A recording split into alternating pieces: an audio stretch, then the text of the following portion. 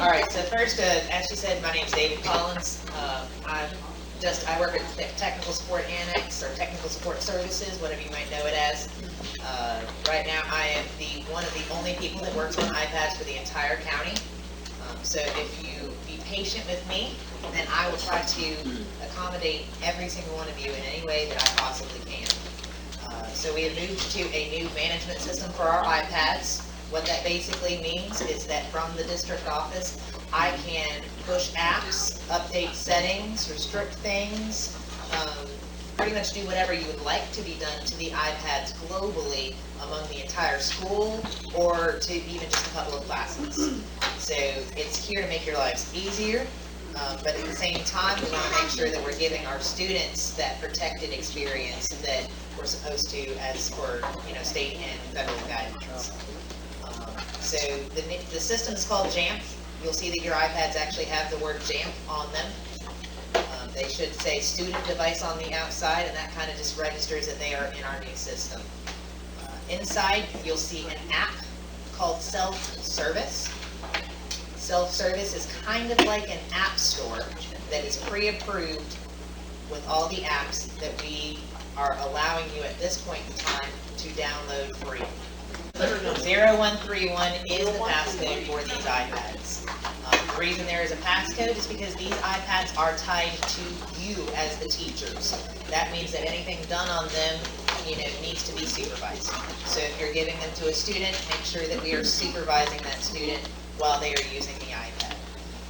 They do have teacher privileges, which opens it up a little bit more than a student, quote-unquote, device would be. So just be aware of it. So if we go to the self-service then, it should have Office, Outlook, Word, PowerPoint, Kahoot I think is on there.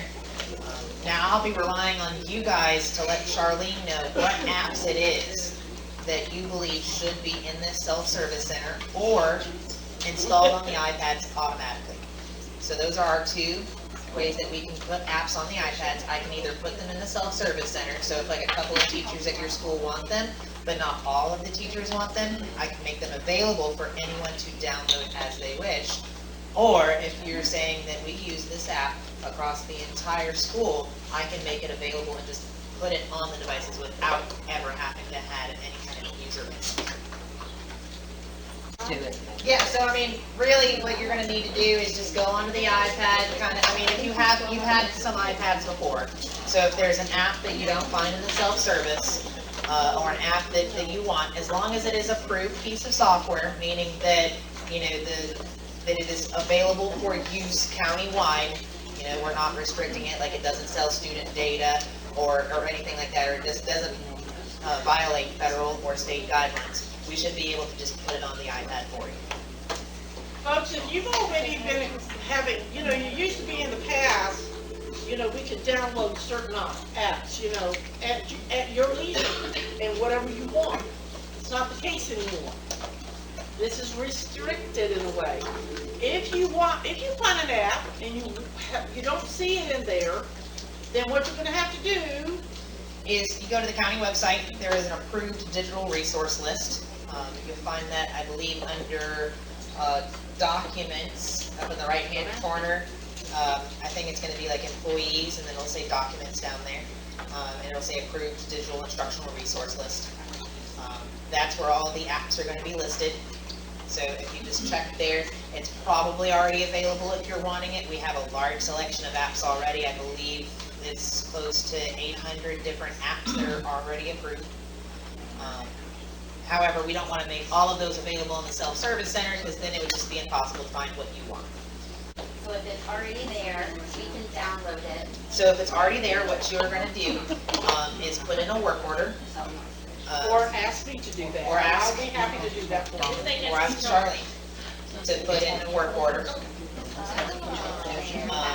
And then from there, Charlene will help us decide whether or not it needs to be distributed as an automatic install to everyone at TR Jackson, or if it needs to be available, maybe even per room or per teacher, or if it just needs to be available throughout the entire.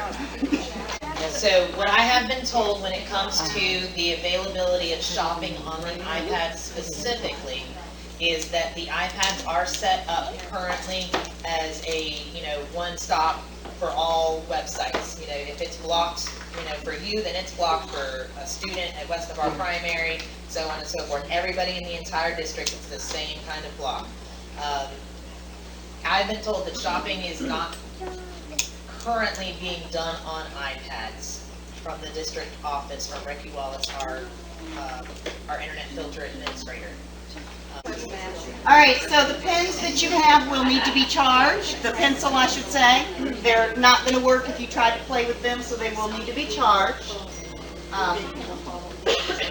If you're not familiar with them, you can plug them into the charging port on the iPad. The iPad will charge it and connect it via Bluetooth.